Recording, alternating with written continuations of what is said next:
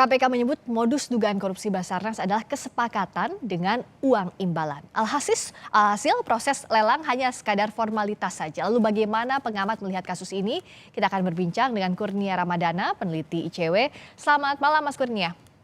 Selamat malam Mbak Priska, Assalamualaikum. Waalaikumsalam warahmatullahi wabarakatuh. Bicara soal kasus ini, tentu pandangan pertamanya miris. Basarnas ini garda terdepan dalam menangani bencana, justru terjerat kasus korupsi. Bagaimana ICW memandang kasus ini? Apa yang jadi catatan utama? Ya, yang pertama tentu ini membuktikan berkaitan dengan pemberitaan pada 2 pekan terakhir, instrumen operasi tangkap tangan berhasil lagi-lagi menyeret pejabat publik ke dalam proses hukum. Selain dari itu juga yang kita cermati adalah aspek pengadaan barang dan jasa masih menjadi bancakan terkait dengan kasus korupsi.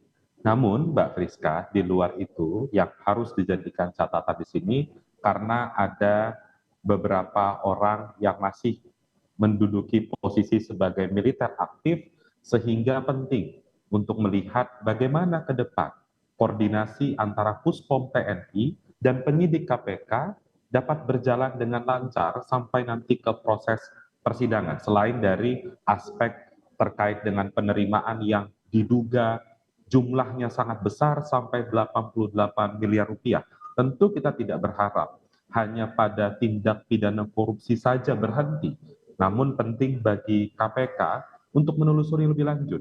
Misalnya bersama dengan Puspom TNI tentu berkoordinasi dengan Pusat Pelaporan Analisis Transaksi Keuangan atau PPATK untuk melihat bagaimana profil dari Mhm. instrumen perbankan tersangka. Kalau ada Ya. yang janggal, patut diduga ada tindak pidana pencucian uang. Demikian Mbak Friska. Nah, kalau kita bicara detail soal kasus ini kan sudah ada mekanisme ya, tapi ternyata pada praktiknya lelang ini jadi formalitas saja begitu.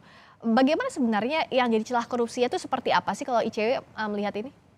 Ya, sebenarnya kan praktik seperti ini sudah banyak dilakukan dan terbukti terjadi tindak pidana korupsi, di mana pejabat publik melalui orang dekatnya itu meminta fee sekian persen kepada vendor-vendor tertentu jika mereka menginginkan menang dalam satu tender tertentu. Itu yang harus dimitigasi lebih lanjut, bagaimana ke depan sistem itu bisa mencegah komunikasi langsung dari pejabat publik kepada pihak swasta. Dalam banyak kasus juga kita melihat pola yang sama terjadi. Dan ini terbukti selama 2 tahun jumlahnya sangat fantastis mencapai puluhan miliar rupiah. Demikian Mbak Friska. Nah, jadi ini sudah biasanya sudah awam terjadi modus seperti ini ya. Apakah pengawasan yang tidak ada atau memang dibiarkan ada celah ini, Mas? Yang pertama ini sudah lazim, namun yang menjadi pembeda adalah ini terjadi di Basarnas dan melibatkan perwira militer aktif. Tentu di sini KPK selain melakukan upaya penindakan, ada kewajiban untuk memperbaiki sistem dengan melakukan rekomendasi pencegahan kepada lembaga terkait dalam hal ini Basarnas, sehingga hal-hal seperti ini ke depan tidak terjadi lagi. Demikian Mbak Friska. Nah, agar masyarakat juga tahu bagaimana sebenarnya mengawasinya. Karena kan ini sudah ada mekanismenya, tapi dan dikatakan bahwa pengawasan partisipasi publik sangat penting. Nah, tapi gimana publik berpartisipasinya itu, Mas Kurnia?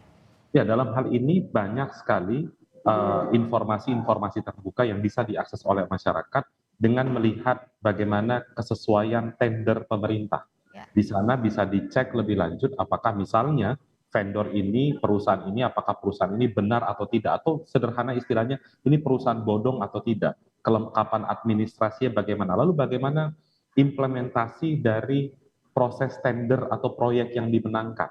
Sehingga ketika kualitas itu terjamin, tentu kita berkeyakinan tender itu benar adanya, bukan seperti yang diduga terjadi di Basarnas hari ini. Hmm. Demikian. Kalau kita flashback ya bicara soal pengawasan kan ada e-katalog begitu. Ini kan awal dibuat agar bisa transparan begitu ya Mas Kurnia, publik bisa memantau. Tapi pada praktiknya ini kok masih bisa diakalin. Jadi sebenarnya apa yang masih kurang begitu? Ya, tentu komunikasi langsung antara pejabat publik dan pihak swasta itu yang tidak terelakkan dan terjadi hari ini di Basarnas. Tentu ke depan memang sistem itu penting dibenahi dalam konteks membatasi akses-akses itu terjadi. Tentu ketika ada praktik suap menyuap terjadi, ada problem setidak-tidaknya administrasi proses lelang dari pemenang-pemenang yang saat ini ditetapkan sebagai tersangka oleh KPK. Sederhananya seperti itu, Mbak Friska. Tapi pada di lapangannya mungkin atau tidak dilakukan, Mas Kurnia sebenarnya ini? Iya, mestinya mungkin tentu ada instrumen-instrumen pengawasan di setiap instansi negara yang harusnya bisa memitigasi hal ini terjadi.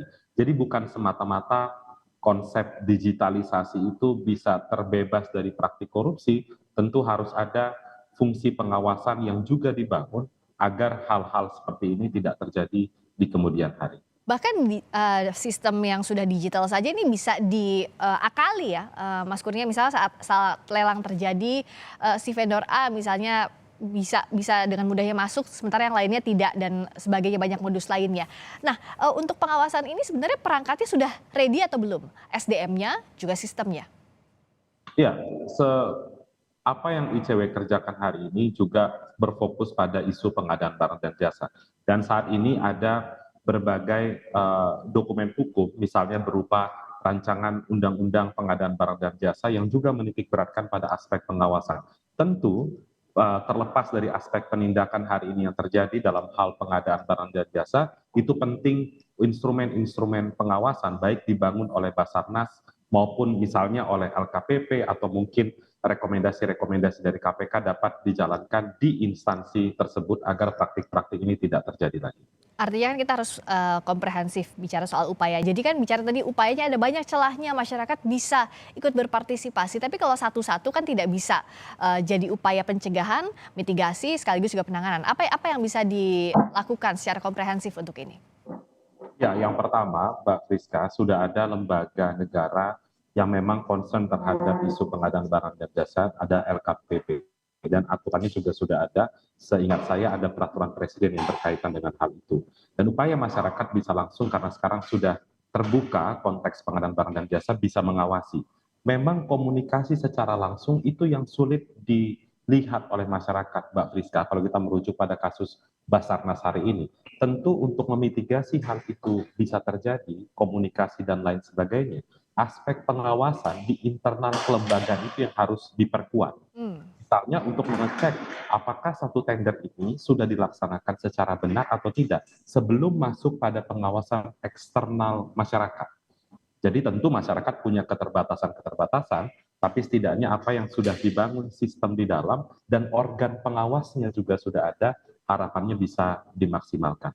Ini memaksimalkan pengawasan internal, juga organ pengawasannya harus digas kerjanya. Tapi bicara soal pengadaan barang dan jasa dan terakhir untuk efek jerahnya, pidananya juga harus diusut tuntas begitu ya, Mas Kurnia? Ya, Mbak Friska, karena ini melibatkan militer aktif dan kemarin kita sudah mendengar pernyataan dari Pak Alexander Marwata akan bekerja sama dengan Puspom TNI. Tentu kita tidak berharap perkara ini dilokalisir oleh institusi tertentu, tapi harus bekerja sama antara KPK dan TNI dan diberikan efek jerah.